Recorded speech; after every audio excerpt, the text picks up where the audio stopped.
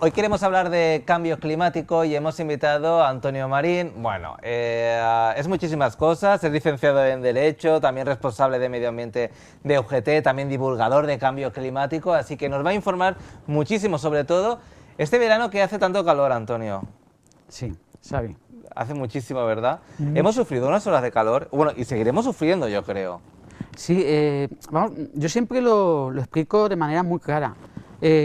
Nadie discute que en verano tenga que hacer calor, porque siempre te dicen en verano siempre ha hecho calor. Sí. Lo que se discute es la intensidad del calor. Y lo que sí se ha notado en los últimos años es que los veranos son mucho más calurosos. Tenemos muchos más días de olas de calor.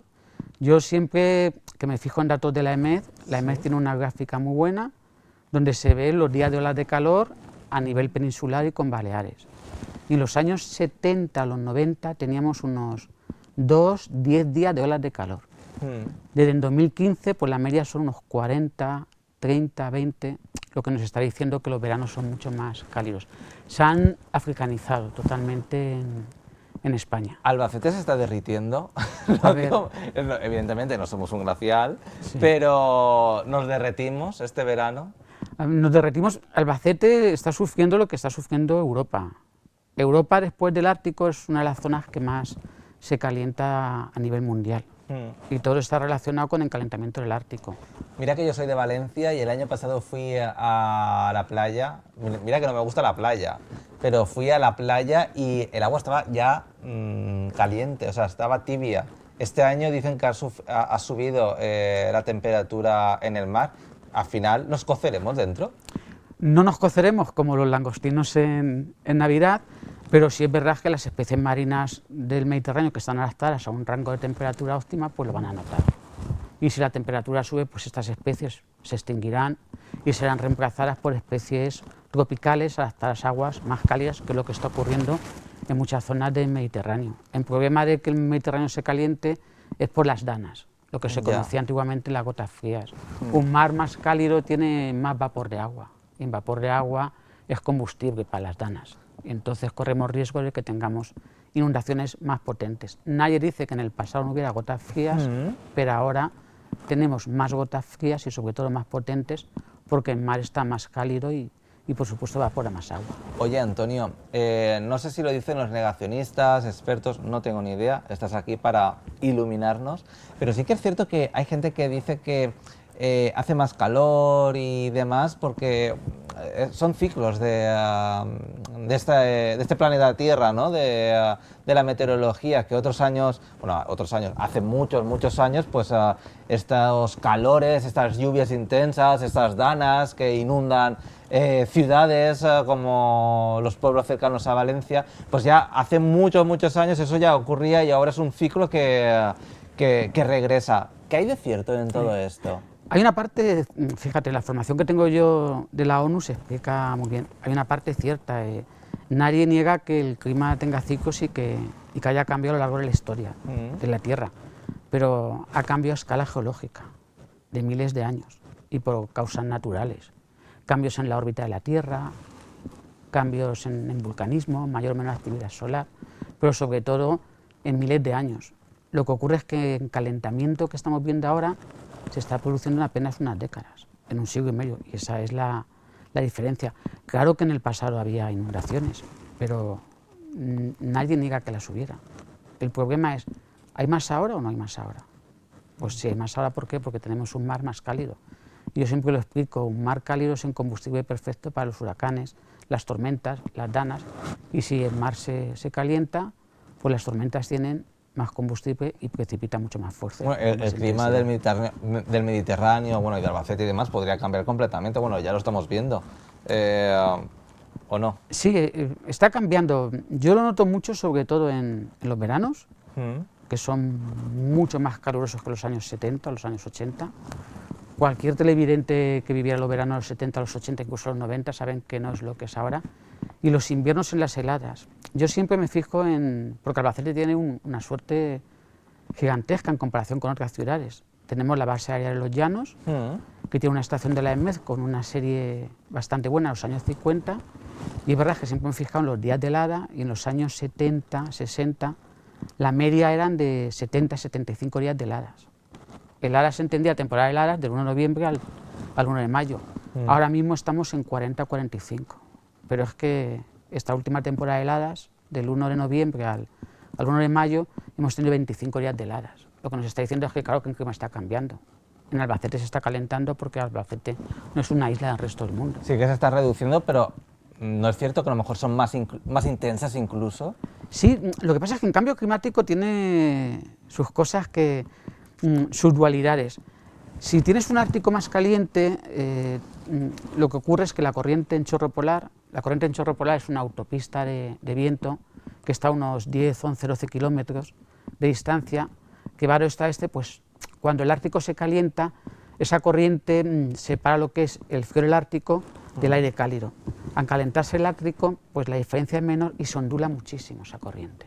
Y al ondularse, pues lo que provoca es que primero bolsas de aire frío desciendan a altitudes más al sur, como las nuestras, pero también bolsas de aire muy cálido suban al norte. Y también en la autopista de las borrascas, cuando se ralentiza y se ondula, pues las borrascas van más lentas, crea también bloqueos anticiclónicos y entonces en clima se descompensa. Y si te puedes encontrar que bolsas de aire frío del Ártico bajen a altitudes muy al sur y que tengas olas de frío intensa, pero también anticiclones de bloqueo, que tengas olas de calor también muy intensas, que es lo que está ocurriendo en Europa occidental ahora mismo. Mira que vemos palomas últimamente que han caído redondas por el calor, porque no beben. Bueno, también personas fallecen por el calor. Estamos viendo en las noticias que están aumentando, ¿no?, las personas que fallecen.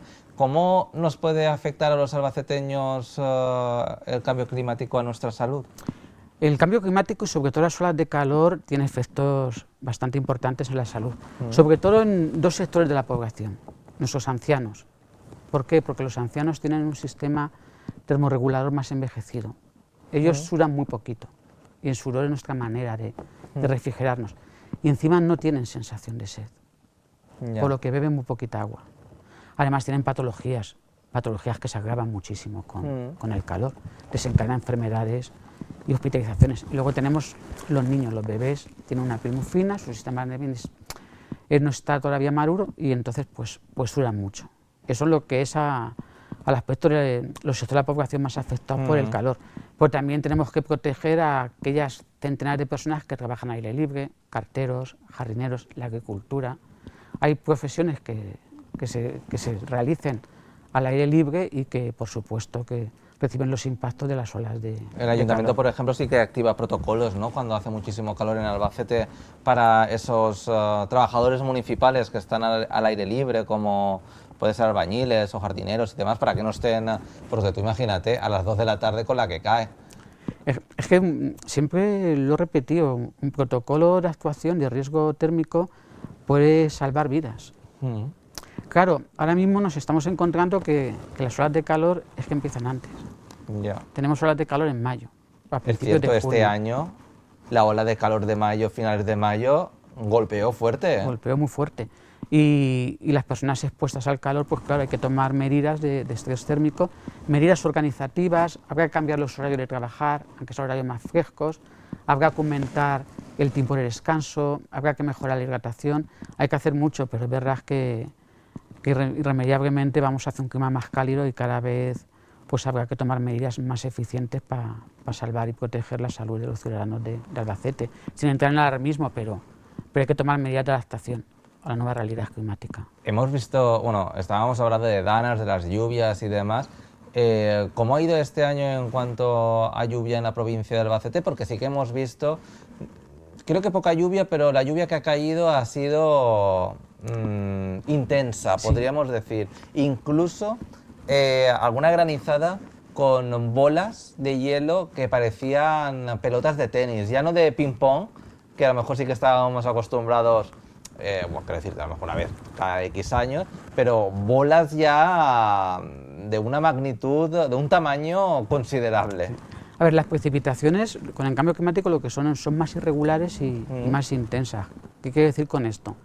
Que lo mismo lo que te llovía en 4 meses te llueve en un mes, pero luego los periodos de sequía son más largos. Y las tormentas sí, hay estudios que investigan por qué el granizo es más grande. Y la razón es porque como la temperatura ha aumentado, las corrientes ascendentes dentro de las nubes son más potentes, pues el granizo dentro de los cumulonimbos, porque las nubes de tormenta son cumulonimbos, son nubes de gran desarrollo vertical, pues el granizo se mantiene mucho más tiempo dando vueltas de las capas superiores e inferiores dentro de la nube, y entonces le da tiempo a hacerse más grande y a coger más tamaño. Eso sí está estudiado y por qué el tamaño del granizo está aumentando con el cambio climático. A mí me parece sorprendente las fotografías que hemos visto en algunos municipios en cuanto al granizo. Y bueno, ya sabes, Antonio, que la provincia de Albacete pues también tiene su parte agrícola y también está afectando muchísimo. Los agricultores se están quejando evidentemente de la falta de lluvias, se están quejando de la sequía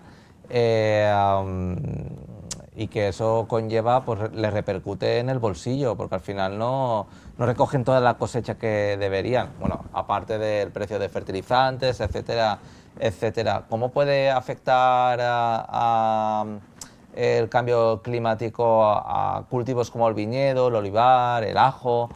A ver, si hay un sector de la economía afectado por el cambio climático es la agricultura. Al viñedo sí se ha notado sobre todo en lo que es que las uvas maduran mucho antes, se vendimian mucho antes por el calor. Y el calor, ¿qué es lo que ocurre? Hace que la uva tenga más azúcar y disminuya su acidez, por lo que afecta a su calidad aromática. Los cultivos, la cebada, el trigo, por ejemplo, este año iba a ser una cosecha excepcional porque llovió mucho. Pero ¿qué ocurrió? Luego vino el calor. Un calor muy intenso en mayo y eso sometió a los cultivos a un estrés térmico brutal. Y cuando hace mucho calor, pues la planta, si está germinando, pues el calor lo que hace es inhibe la germinación de las plantas, de los cultivos. Y si han germinado, el calor lo que hace es afectarles a dicha germinación. Y también temperaturas muy elevadas pues aumentan la evaporación del suelo. Claro que el calor y el cambio climático afectan a nuestros cultivos. Y es lo que está ocurriendo en los últimos años. Nos estamos dando cuenta de que cada vez el calor se levanta antes y eso somete a un estrés térmico e hídrico brutal a nuestro campo. Claro, menos producción y a lo mejor productos de menos calidad al final. Claro, al final las cosechas se ven afectadas, ya no solamente por el estrés térmico, el estrés hídrico. Luego lo que hablamos hace un momento de la irregularidad de las precipitaciones.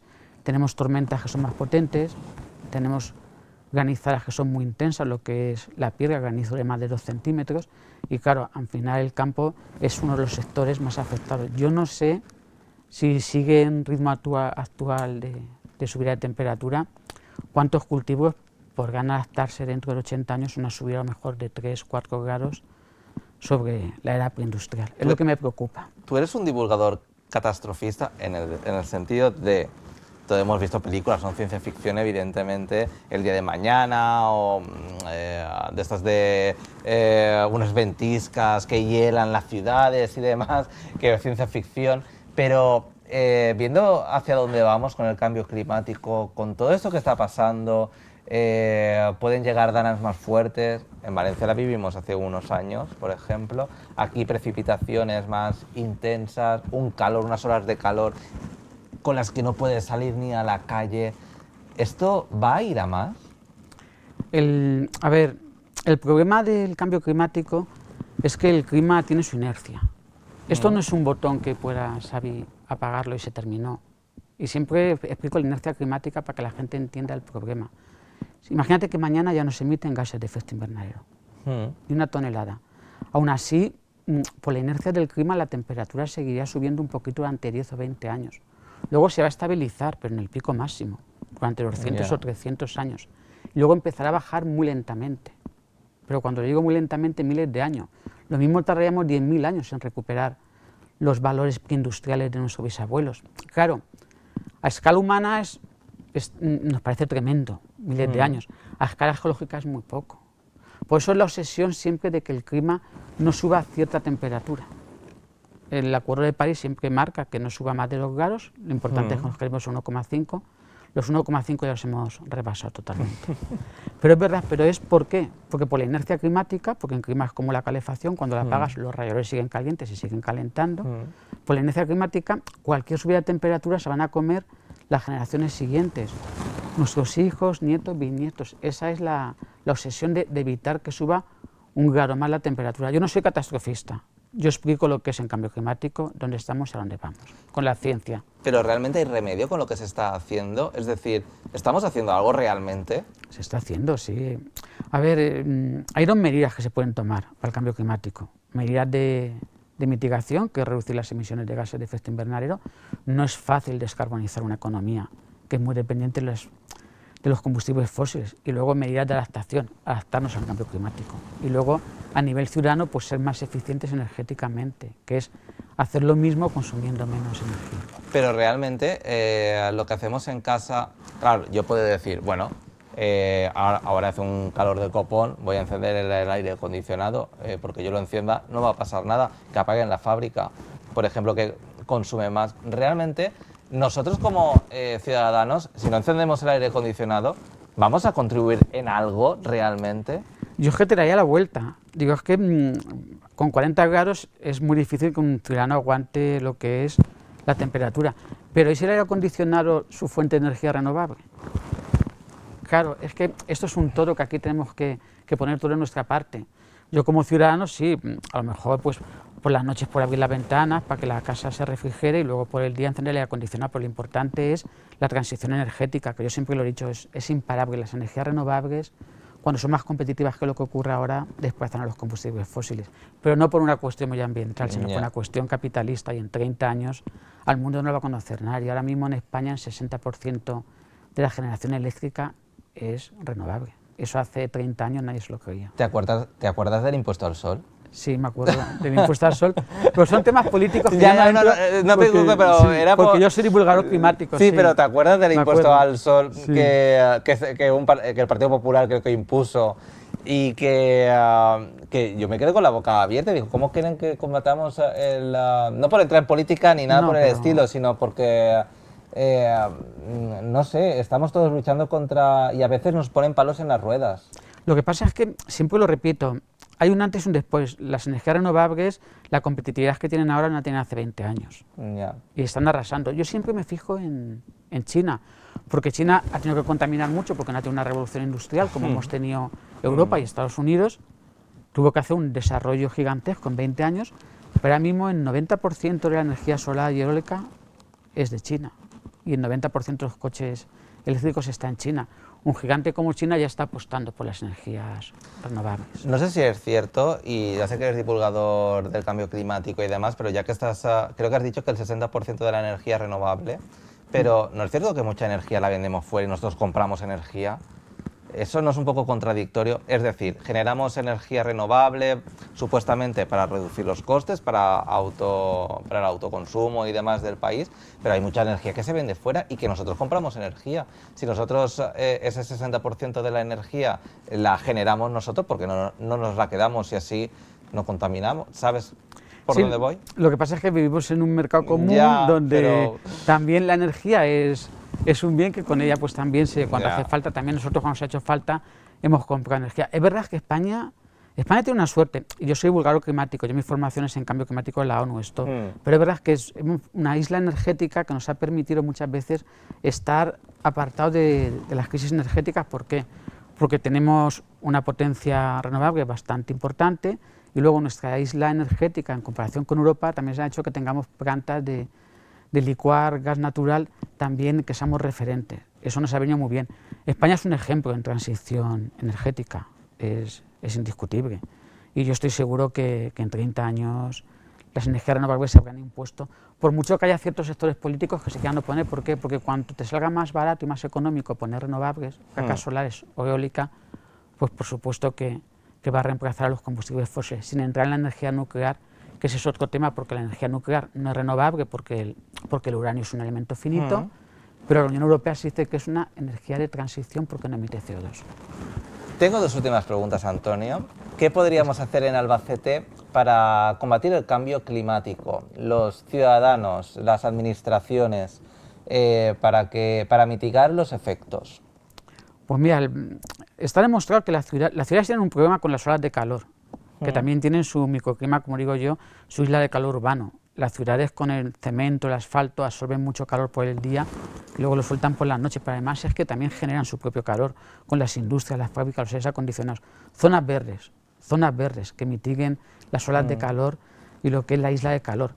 superficies reflectantes, ser más eficientes, climáticos. refugios climáticos. La gente se ríe de refugios climáticos, pero Barcelona tiene muchísimos refugios climáticos, porque hay mucha gente que no se puede permitir tener aire acondicionado. Es que lo mismo el aire acondicionado es una cuestión más económica y claro, un refugio climático pues salva vidas, sobre todo las personas ancianas que tengan que estar pues a temperatura que sea agradable en los momentos más duros de las Mira de las los horas de centros calor. comerciales, que muchas veces por la tarde está lleno de personas mayores pero sentadas. Mejor un refugio climático que una pobre dependiente que vaya Exacto, detrás de todo el mundo. claro. Pero Que bueno, lo que- eso es un sí, ejemplo de... pero es un ejemplo de que sean públicos y yo pienso, y vamos hacia allá, si es que es irremediable. ¿Por qué? Porque la temperatura va a seguir subiendo. Esperemos que no suba tanto como en los últimos Yo años. espero que tampoco, por favor. Y esperemos que tampoco, pero es irremediable y los refugios climáticos son fundamentales, pero sobre todo las zonas verdes. Las zonas verdes refrigeran muchísimo las ciudades, está demostrado. Y la última pregunta, ya que das charlas, bueno, eres divulgador, ¿qué le decimos a los negacionistas? Pues mira, yo soy una persona muy respetuosa con el negacionismo. Yo no entro en discusiones ni con negacionistas, ni con terraplanistas, ni con antivacunas. Los respeto. Están allí, un pilar siempre básico de mi forma es el respeto, pero no entro en debates. ¿Por qué? Porque la ciencia se explica y se entiende, no se cree. Las creencias más bien para el ratoncito Pérez. Ya. Pero es verdad, la ciencia, quizás el problema es que no se está explicando bien en cambio climático. Yo creo que esa es una pata coja que por eso es la razón de ser de mis charlas, de explicarlo con un lenguaje muy llano, sin tecnicismos, qué es el cambio climático. Eso es lo que estoy haciendo en la provincia. Ya hemos empezado en Munera, en Villarrobledo, en La Roda, en Chinchilla. En 23 de octubre trae la charla en Albacete y seguiré y espero llegar a todos los pueblos de la provincia, de más grandes a más pequeños. El 23 de octubre, ¿dónde y a qué hora? En el Ágora a las 7 de la tarde. Bueno, avísanos, por favor. Os avisaré, será un placer. Bueno, muchísimas gracias, Antonio. Sabes muchísimo del cambio climático, pero el tiempo en la tele es el tiempo. Pues Muchísimas gracias. Gracias a vosotros. 23 de octubre en el Centro Ágora, Antonio estará allí dando una charla sobre cambio climático. Hasta aquí el programa de hoy de Al Fresco. Gracias.